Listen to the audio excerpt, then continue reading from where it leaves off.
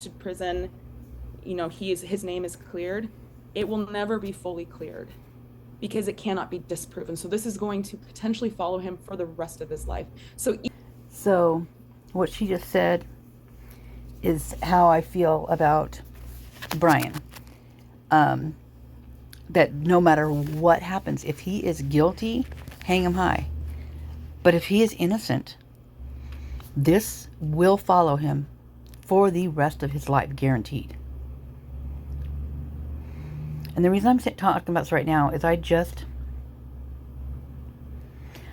one of, I think I watched one of Huda's little short things that just popped up on my thread, and it was Steve saying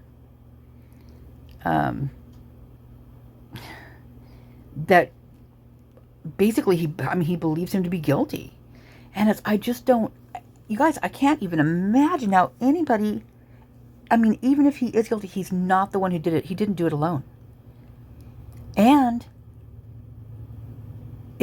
not only that, but what did they unalive them 3 or 4 times? The amount of people that were over at that house, that it's like, if that footage is real, which I watched, okay, so last night, I don't know what it was last night, but my phone was so clear when I was watching part of the thing last night, and I saw things I'd never seen before, and literally I could see them in there because my phone was so clear for some reason, like I said. And it is unbelievable how many people are actually there. And they're actually doing it in intervals. It's weird. It's like a tag team almost. And the last one, I believe to be between 4:20 and 4:30. And that's when Murphy just went crazy too. He just went nuts. So, and I believe someone got bit too. I totally think maybe even a couple people got bit, but it wasn't,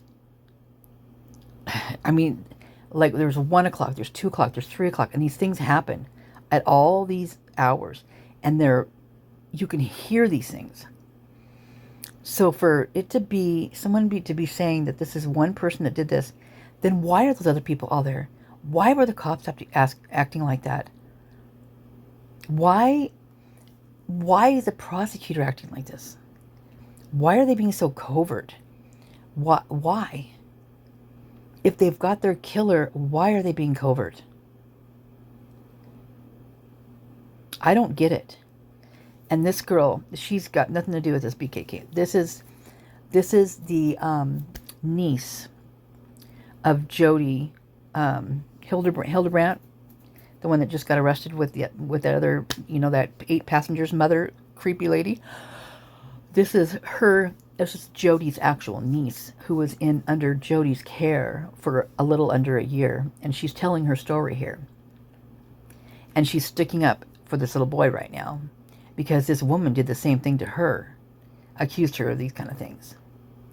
And I just wanted to, I'm going to play you the rest of this little interview here. And because I'm sure you guys know all about that case. I'm sure you guys have, you know what's going on with that. I haven't delved too much into it, and I don't think I will at this point. I watched a couple things, but I can't hardly stand to even, ugh.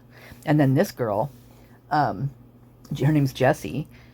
Just the things that she talks about, what this woman did to her, and the mind control, it's triggering me, because my mom did a lot of that to me.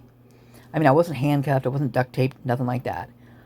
But in a sense, you might as well have, because of the just because the way she did things. And really, anybody in our presence would not even notice it, because she's so good at what she does. And this is what Jessie's saying here. She's like, this lady's so good that she's got other people believing these things about you before you even you don't even know what's going on. You don't have a right to defend yourself, and you didn't do any of this stuff. And it's just exactly, oh my gosh. So I'm triggered right now. I mean, I'm definitely triggered right now with what's her story because it relates. I relate so much to it in, you know, in so many ways. But anyway, oh, I need to take a nap. Oh my gosh, I think the prednisone's kind of wearing off a little bit now. um, anyway, I just wanted to wondered if there's I'm curious if any of you believe that he's guilty, or if you guys are 50-50, if you guys are you don't know either way, if you think somebody else did it. I'm curious because maybe I'm just so open with things like this and like, or I've seen more. I've done so much research, and I've watched this freaking thing, Linda Lane, so many times, and I know people don't watch the one I do, the difference mode, but I'm telling you, wow. I mean, okay, so there's literally, where the cars are parked underneath the carport. There's a car that pulls in there and parks right in front of those for quite some time, for at least an hour. They get in and out of it. You can see the shape of the headlights on it. I could last night. I don't know why I could see so much more last night. It was crazy. And not only that, but there's people sitting in those cars underneath the carport. That's the whispers you hear. I think their windows are down, and I think they're talking to each other. They're whispering to each other. There's people standing like where those cars are underneath the carport. There's at least, sometimes they're on both poles, but there's someone leaning on those poles.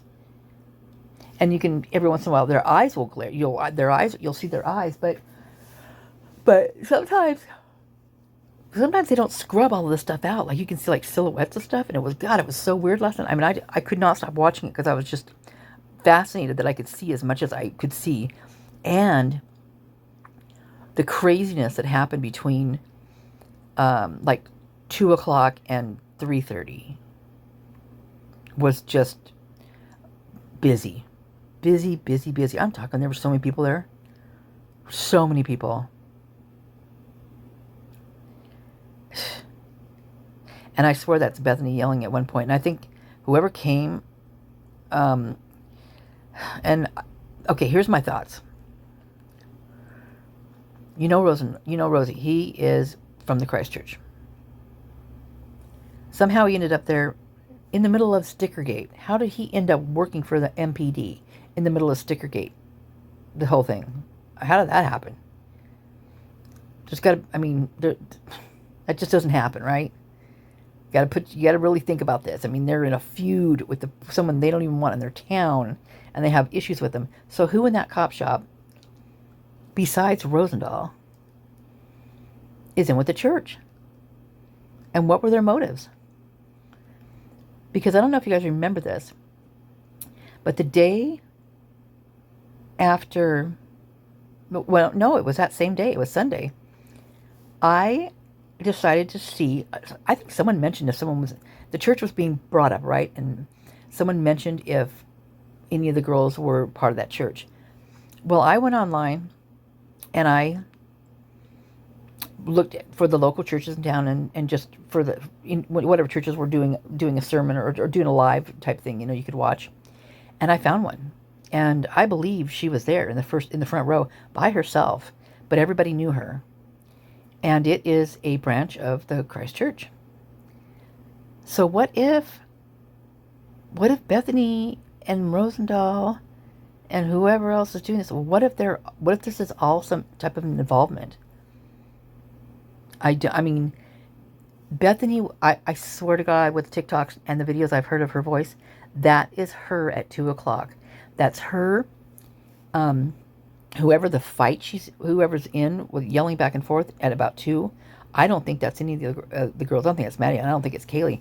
I think it's Bethany, and I think either she is yelling with one of the guys that maybe she's dating, maybe one of the,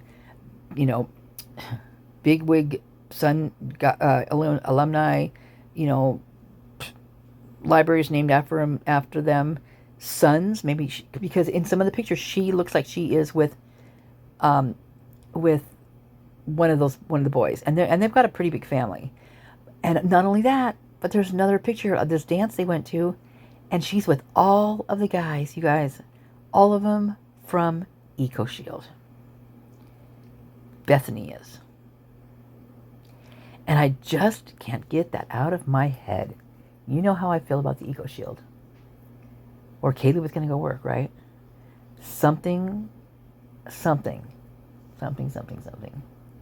And I just can't get that out of my head that there's no doubt. There's a 1,000,000%, I'm positive. Rosie knew they were running behind him. So if he knew they were running behind him, then he knew something. How can anybody discount that he didn't know something? He literally was a little late he almost missed his cue because he had to get his flashlight out and put it in that guy's eye so that he didn't see, what behind him or the camera. Basically, it was also for Tisdale's body cam, so that the light was shining so that we didn't see what was going on behind him. And that's probably more for what that was than anything else. I mean, they're very careful with their cams, right? They even blocked stuff out. You redacted things, covered them when certain things were going by. And the whole thing with that guy walking at 3 o'clock or 3:15 and on the other lane, Linda Lane on the other side, that I believe, I think he was getting rid of a weapon. I'm no lie. Because last night there was so much I just clicked together, and it was just so bizarre. But he's also hurt, like that. Whoever that was also in some pain, and the first time I ever listened to that, I thought the same thing. I mean, there was somebody that was in pain, and that is who it was.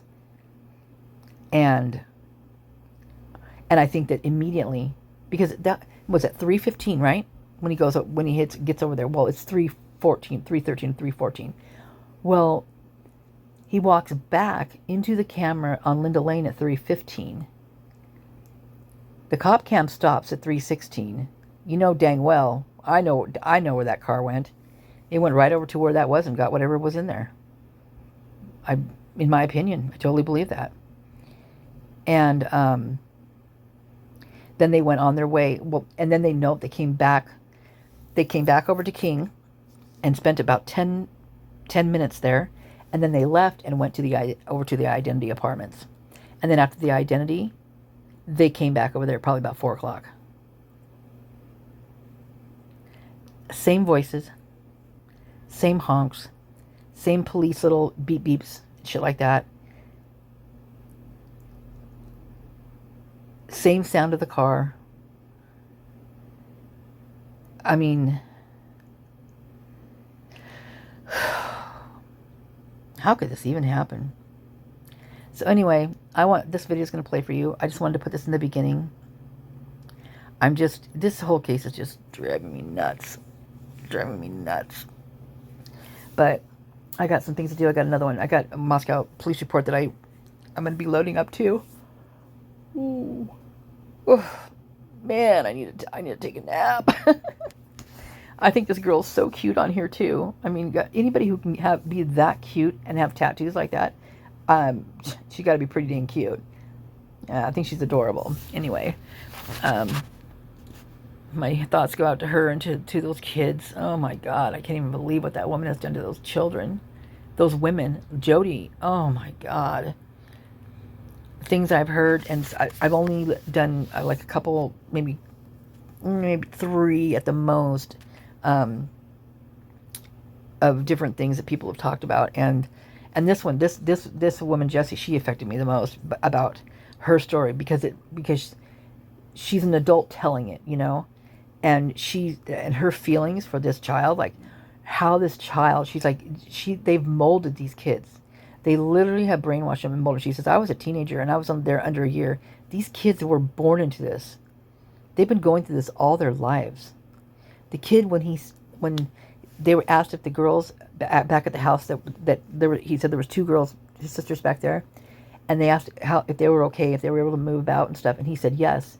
And he told them he was only like this because he got himself into this mess. He did this to himself, basically. The reason he was like this because it was something he did. Duct taped wrists and ankles and malnourished.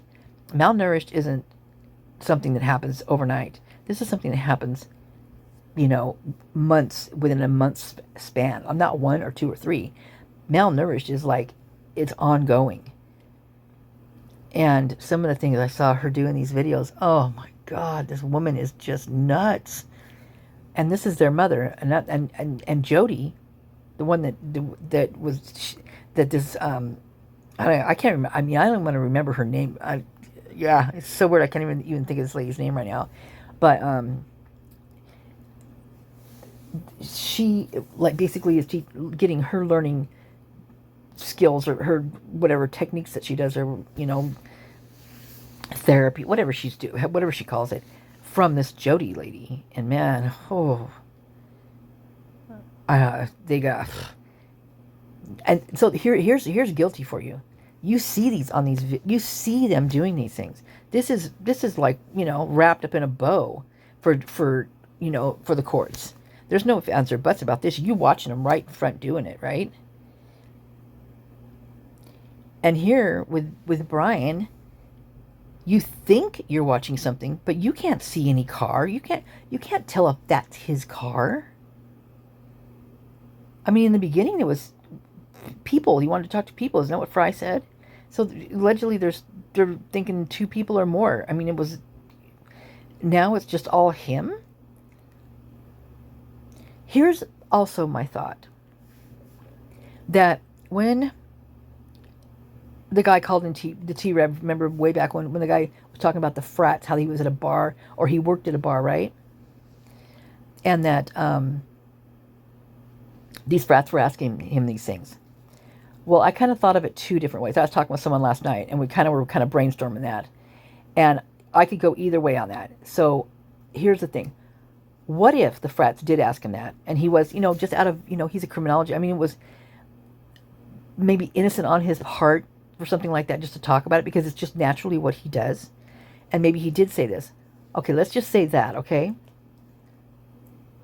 Now let's say, on the other hand, that Brian, he went in to apply for a job there, right? Cop shop.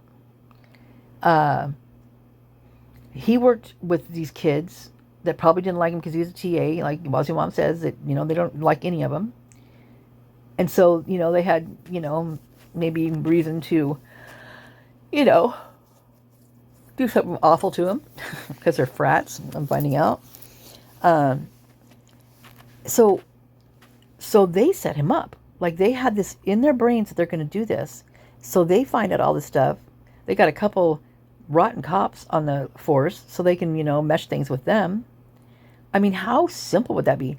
And not only that, here we've got this, now it's coming up with this Eric Gower, who is, allegedly the rideshare guy.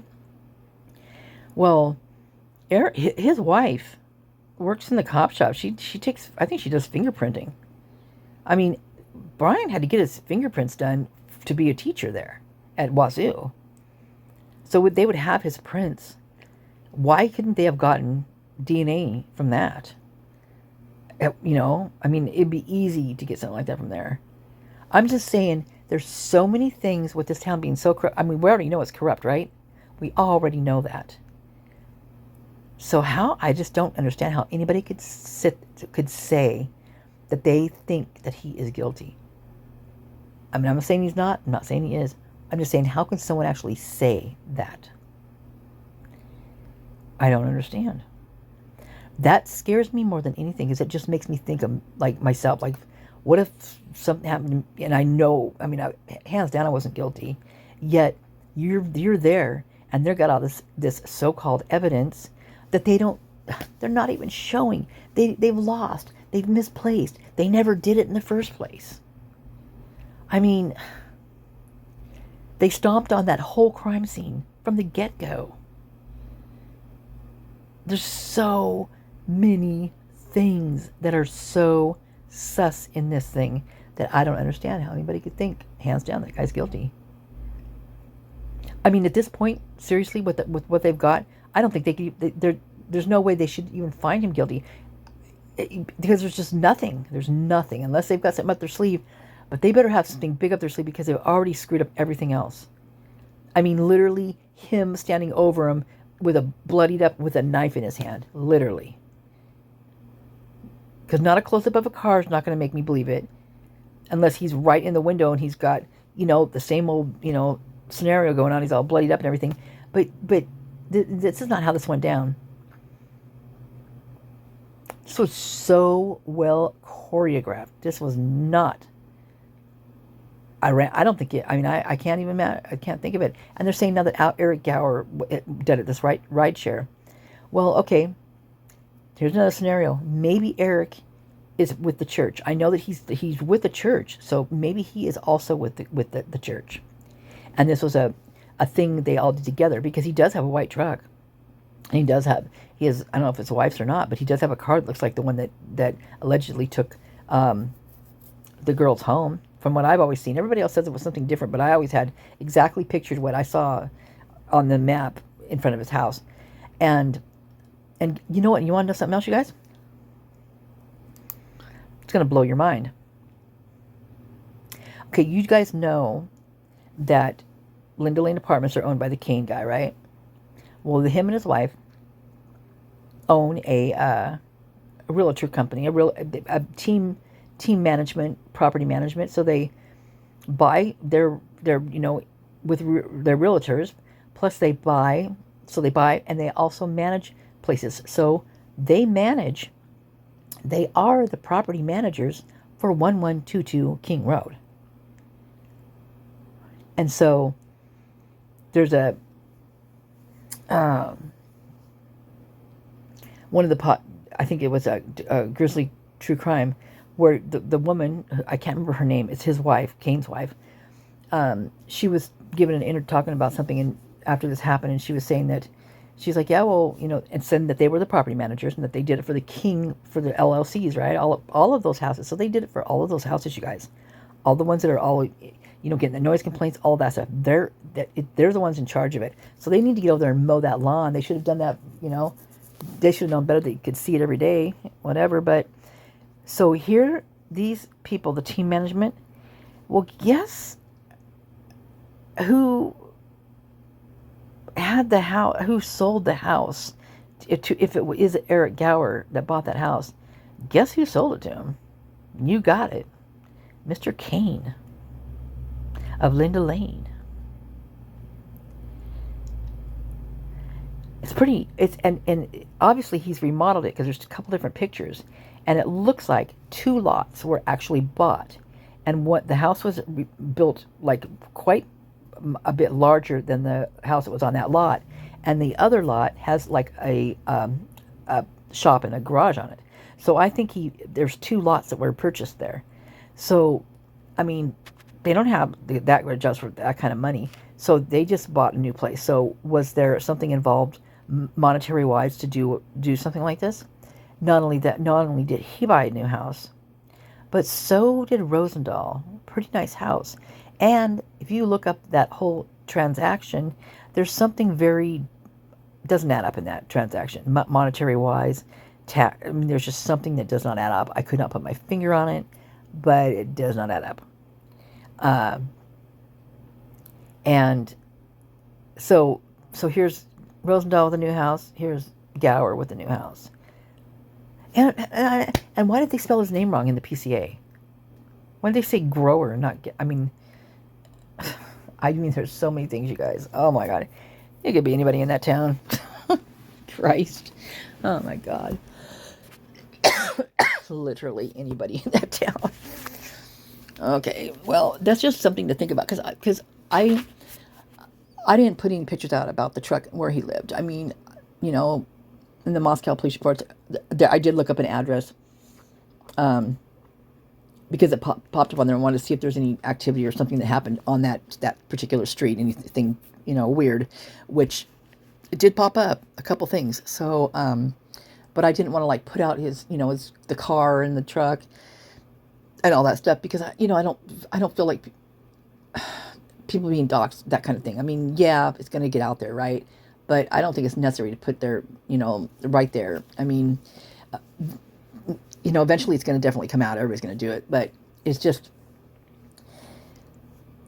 I don't know. The guy's, I mean, it's kind of crazy too, but the guy actually does a lot of hiking. I mean, he's used to wilderness type stuff too, so he's also got that under his belt. And he's got, my friend and I that were talking last night, we're like, this guy, he takes, works with high school kids and takes them on these, you know, hiking trips and that kind of thing, which I think is great. I mean, there's a lot of people I'm sure that are very cool about that, but it just flashed us both to how, you know, Boy Scouts and how most of them are pretty weird. But, and so that flashed in our heads, and we're just like kind of bouncing off each other last night. And we're like going, oh my God, don't go there, don't go there. But how could you not, you know, with this case, how could you not go there? I mean, it's just so freaking crazy as it is. And it just gets crazier, doesn't it? Oh my God. Please make this thing stop. Well, I am going to let you go now, so I'm going to get this video. I didn't want it to be this long. But dang it, I've been meaning to take a damn nap, so. All right. Talk to y'all later. Soon. The last time you either saw, spoke to, or in a way heard from Jody? Has it been a long time? It's been a long time. I think it was a family member's wedding, like probably over a decade ago. You were also under her care at one point, right? Yeah, I was left in her care when I was a teenager, for a little under a year.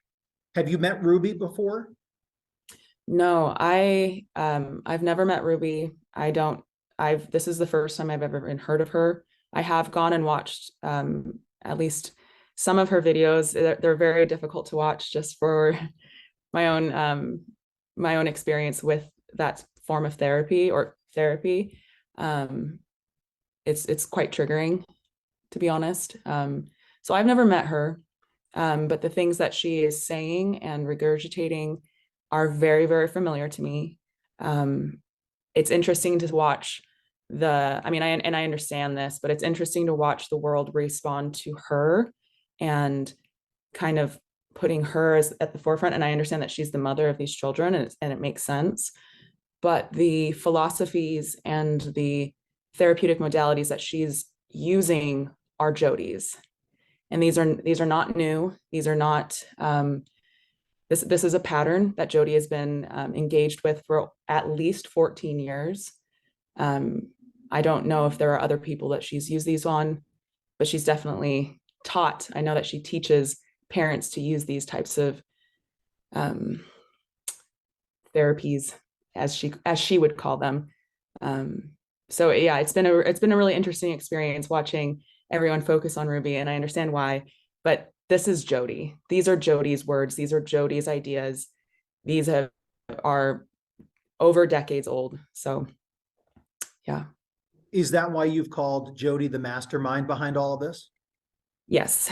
That doesn't excuse Ruby's involvement and her perpetuating these beliefs and these systems, but Ruby didn't come up with this. Ruby obviously supports it and has used these on her children, but this is coming from Jody. In short, can you describe what you mean? Like, which practices are you talking about, just to make sure we're clear, because I know there's a lot out there. So which ones are you talking about that you've seen, that you're hearing about pertaining to her children, that you're familiar with too? Sure, yeah. So the things that I experienced while living with Jody, I experienced being tied, I experienced being duct taped, I experienced being blindfolded, I experienced severe isolation, I experienced severe emotional, spiritual, and psychological abuse. I experienced the being told I shouldn't be around other people, being told that I was dangerous to be around. People were afraid of me to the point where I was afraid of myself. I was physically, I was forced to sleep outside in the snow. I was, like I said, isolated for up to 12 hours a day. If someone spoke to me directly, if I wasn't wearing duct tape on my mouth, I had to just stare at them and not respond, because she also had systems of people that would report back to her if I broke any of these rules. And her whole thing, which is deeply, darkly ironic, is that everything stems from shame, and how horrible shame is, and that all of the reason, like all of mental illness, all tics, so like OCDs, addiction, everything stems from shame, which is just horrifying because she is the greatest perpetuator of shame. She also, and this is like a very deep connection and why I chose to come forward to the media rather than just staying with the podcast. She accused me of being a sex addict. She accused me of being addicted to masturbation, to the point where I wasn't allowed to, I mentioned this on the podcast, to the point where I wasn't allowed to use tampons. I never was allowed privacy unless I was isolated. So that included the bathroom. I was never allowed to have the door closed because she was convinced that I was just constantly masturbating. She was convinced that I was addicted to porn. I had never seen porn at that point in my life. I didn't even know that people with my anatomy could masturbate. Like I had no idea any of this stuff, but I just believed her because everything, like one, she used religion and God as a mode of control. And a mode to manipulate. And so I just believed all of these things. So her ability to convince you of these neuroticisms and these behaviors is, and I was a teenager. And so a child in that position of being told this over and over and over and over again, which I'm certain he was, stood no chance. She also, because of what the abuse and torturing that was going on, and the belief that she had that I was doing something more. So her rationale to the severity of these punishments and this physical and emotional abuse was, she wanted to make my life, and this is like her quote, like this is what she would tell me all of the time. She wanted to make my life so uncomfortable that it would force the sin out, that it would force me to confess. So things continuously got worse and worse and progressively more and more intense as a way to get me to confess, because she believed that if I had confessed everything, if all of my sins were out and in the open, that I would be getting better. And I was declining like very fast, exponentially. And so she just kept ramping it up. And so to hear Ruby tell the world that her child is a sex addict, a predator, and has been addicted to porn since he was 3 years old, it just echoes exactly the things that she was telling me and telling everyone around me. And I know that I think if I don't know if I got this right, but I'm pretty sure that she's saying that he even confessed to it. Well, I also confessed to things that I didn't do as a way of trying to get the abuse to stop. Because when she's like drilling it into you both psychologically and physically that there's more, and it will stop once you tell her, because that's what she would tell you. Like in the middle of the abuse, she'd be like, I'll stop as soon as you tell me. As soon as you tell me what's going on, like what you did. Oh, she was also convinced that I had abortions. She was she made me do 12-step because she was convinced I was an addict, like a drug addict as well. I'd never done drugs. I'd never had sex. Again, I didn't know that masturbation was even possible. I had no idea what these things were. So I just started making things up as a way, as like trying to get this to stop, because I had no one there to help me and to save me. And I think I even said that on the podcast, that I was making things up. And when I spoke to the detective down in St. George days ago, I told her that as well. It's like and so even if he had confessed, it cannot be taken seriously, because this child was being tortured. And I'm certain that she echoed those words of like, if you tell me, I will stop. So what is happening, it just echoes so close to home of what she did to me. And the repercussions, the emotional and physical repercussions of those actions, like the fact that she can, because the thing that's so sinister about this is that it can't be disproven.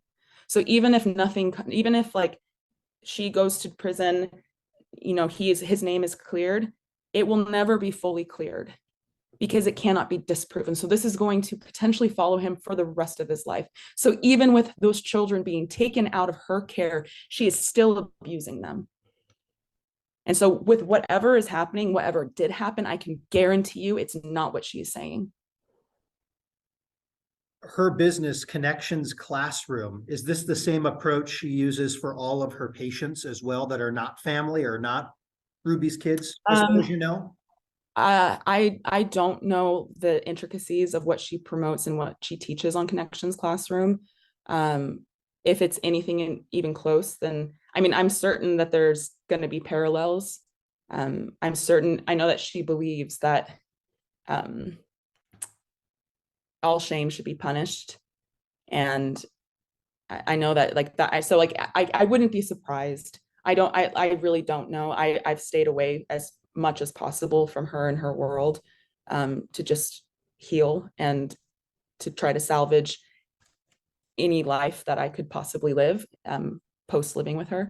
With that said, it sounds like this wasn't really a secret, though. Obviously, you knew about these teachings. Other people in her family, probably both families I've been hearing, knew about some of these practices or had heard of. Why do you think it took to 2023 for a child to escape, go to a neighbor's house, call 911, and now this is a thing? Like, why did it take this long? I think it's a combination of quite a few things. One, the church supports her. She's been promoted by the church, and people trust the church. Members trust their bishops, they trust their stake presidents, and a lot of these people, most people that are going to therapy, if not all, are in a vulnerable position. And she is remarkably convincing. She is also terrifying if you cross her, because she has and will systematically destroy your life. She destroys your reputation. She destroys any of your credibility. So even because there are definitely people that have been speaking out against her. I mean, she lost her license because of someone speaking out in 2012. Like, this is not, she's not just, everyone's not just been like, okay, yeah, for sure, fair game, free for all. People have been criticizing her. That's just that no one has listened. Because one, we have a culture of people not believing children and not trusting children. And also children trust their parents, and then the parents trust the church. So there's been, and Jody, what she does that's so tricky is that she utilizes and uses whatever is available. So if you go to her with OCD, if you go to her with severe depression, she'll use that information as a way of control. Oh, you have OCD because you have deep-rooted shame. And those tics are happening because the shame has nowhere to go. And so it's coming out in this neuroticism.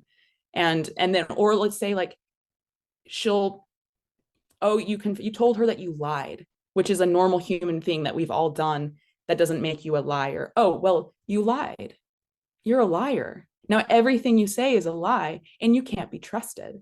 And she also separates people. She keeps people so they can't talk and corroborate. Like it is so vile and tricky and ingenious. Like Jody is she is a very unwell person. I don't know her exact diagnoses, but I know that she's been diagnosed with a plethora of things. And yeah, so it's devastating because I went forward as well. I mean, I went to the police when I was 16. I tried to do what I could, and no one believed me, because why would they? She destroyed my credibility. I was an angry teenager, and now I'm just you're just like an emotional, angry teenager and she had told people that I destroyed my family's life, that I destroyed my dad's life, that every person I come in contact, I destroy. So she sets up the premise. And then when I come forward and try to tell people like, this is what's happening, she can be like, oh, see, Jessie's trying to destroy my life is what they do. It just all adds up. So she's so good at protecting those loopholes and discrediting people. Is that why you think maybe other members of both families still won't speak out publicly about this right now and are staying quiet? Or do you think it's a fear thing or just want to stay out of it? Is there any thought process on that? I can't speak to why people aren't. I know the culture of my family. I think that it's probably probably a number of things. Some people, I think it's just that they themselves have been harmed so much by her, and they want to stay, they just want to live their life and not be dragged into this. Other members, it could be fear. I really, I can't say. All I can say, and again, the only reason why I'm coming forward, I was not planning on coming forward to the media other than just doing the podcast interview, is when I heard that Ruby accused her child of this, because and I just hope that this can give the public some context and some clarity of what is happening and why they should not believe her. So 6 charges of aggravated child abuse. That's what's on the table. I'm sure you're not a legal expert. I'm not either, but I've talked to a number of attorneys just kind of about this case, more about the hype of the case, because it's obviously gotten a ton of attention because of Ruby's profile, right? Because of the high profile aspect of the YouTube channel. And that's why I think it's interesting we're talking about Jody, because Ruby's got, as you mentioned, is getting the spotlight in a weird way. And Jody, as you mentioned, is behind a lot of the tactics. Do you feel like 6 felony charges, I mean, in your mind, is that enough punishment for what is alleged against them? I mean, I don't think that it's the full scope. I mean, including my own child abuse that I experienced. I mean, I want justice, and I want fair justice. So I want everything that she has done, that both of them have done, to be held accountable. Whether that be 6, 12, 18, however many, I just want to see that she is held accountable for the things that she has done. Because, but I personally believe that that is not covering everything that she's done.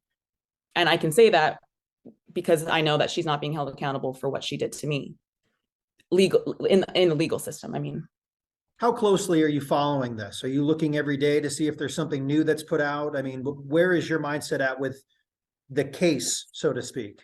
Yeah, I'm not following it every single day. I'm trying to navigate just my own emotional safety in all of this. I'm trying to stay up to date. I have people that have sent me things that feel a little bit more safe in being more aware of what's going on. And so like when something big does come out, like with Ruby's accusations, I had someone sent that to me. And I was sitting in the parking lot of Lowe's, and I started having a panic attack because it was just so directly similar. I mean, the exact thing. This is exactly what she does. This is what Jody does. And so now, because she's painted him as this thing, regardless of what comes out, like, he's no longer, I mean, I think hopefully the public can see through this and the judge can see through this. But that's the goal, is so that anything that he says is now no longer credible. What do you think the public will ultimately take away from these two as it pertains to the court proceedings and such? I mean, I just hope that Jody is not sidelined in this, because she is so connected to what is happening. And yes, Ruby needs to be held accountable because she made those choices. She's just as guilty. But Jody's been doing this for much longer and has patterns and history in this. So I just really hope that, yes, Ruby is the focus because of her high profile and because they're her children, but those children were, as far as I'm aware, I hope I got this right, were in Jody's care. Like, this isn't, I just so hope that even though Ruby's the focus, I just hope that Jody is not, that she's not able to slink away and just kind of fade into the background, because she's the foundation.